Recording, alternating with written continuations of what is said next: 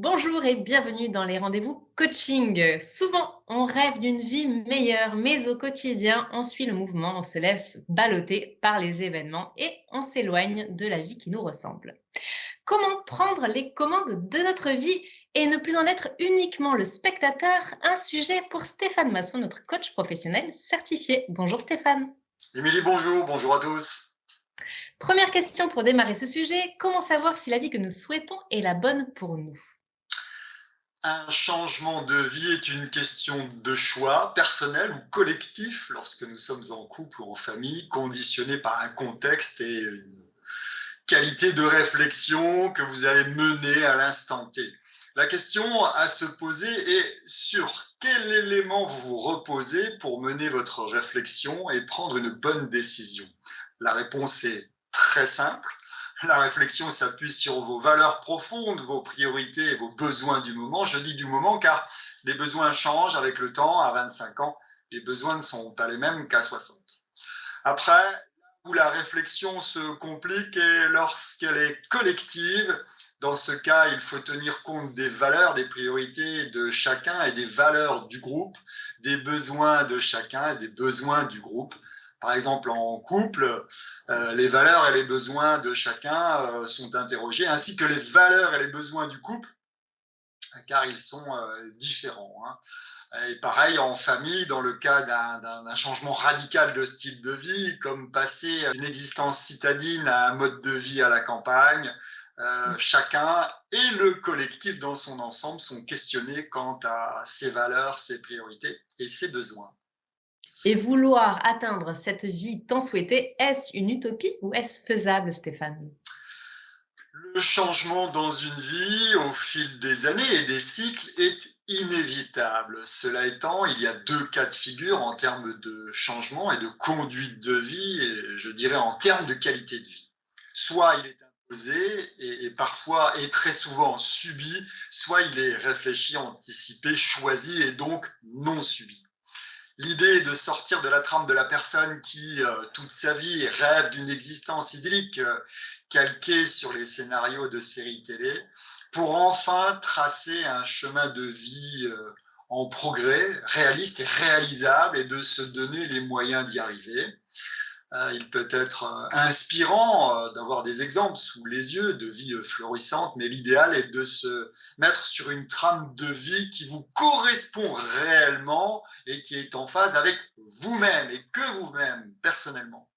Si le projet est réaliste et réalisable et que l'engagement en termes de temps et d'énergie est maximal dans un délai acceptable, l'objectif sera atteint.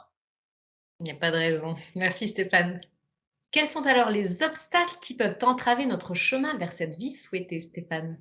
D'obstacles qui entravent le cheminement vers une vie souhaitée, sans parler de la procrastination qui est monnaie courante dans le domaine, ou alors d'être mal accompagné, sont les grands incidents ou accidents de la vie, devrais-je dire, comme le déménagement imposé, la rupture affective, la perte d'un emploi, la maladie, l'accident grave ou une grande crise comme une crise sanitaire ou un conflit armé.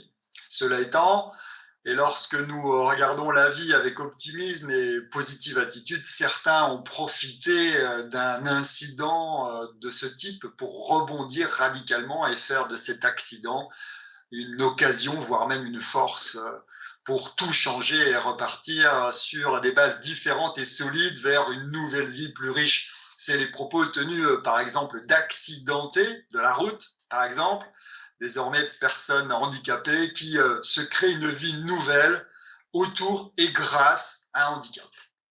Question pratique maintenant, quel plan d'action mettre en place pour atteindre cet objectif? Souvent, le choc du changement imposé aide à comprendre la situation et l'urgence à prendre une décision pour aller vers un autre choix. Sans ce choc salutaire, l'impulsion peut venir d'ailleurs, une lecture, une rencontre, une discussion ou une simple prise de conscience qui inviterait au changement. Ensuite, il s'agit de rêver un peu et de s'imaginer ailleurs, dans une autre situation et de mener une réflexion profonde basée sur ses valeurs, ses priorités, ses besoins profonds. Après analyse minutieuse de la faisabilité, il est bon de décider du changement, et une décision ferme et définitive.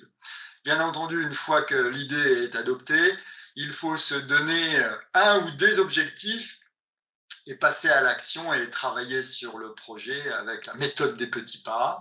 Il faut bien sûr croire en ce projet et en vos capacités pour réussir et s'engager à 100% dans l'aventure avec détermination. Aide-toi, le ciel t'aidera. Certainement, oui, oui, c'est ça, ça. Merci. C'est un peu donc une quête perpétuelle, hein, qu'on mène toute la vie, mais comment je sais quand j'ai atteint ma vie souhaitée? Tout projet se repose sur un objectif principal et peut-être des objectifs intermédiaires qui seront atteignables dans un temps que vous aurez décidé lors de leur définition. Les objectifs sont également mesurables selon des critères que vous aurez aussi définis en amont. L'objectif principal est atteint lorsque tous les objectifs intermédiaires sont validés et lorsque la mesure de l'objectif principal est satisfaisante. Par exemple, vous souhaitez créer un atelier de céramique et en vivre.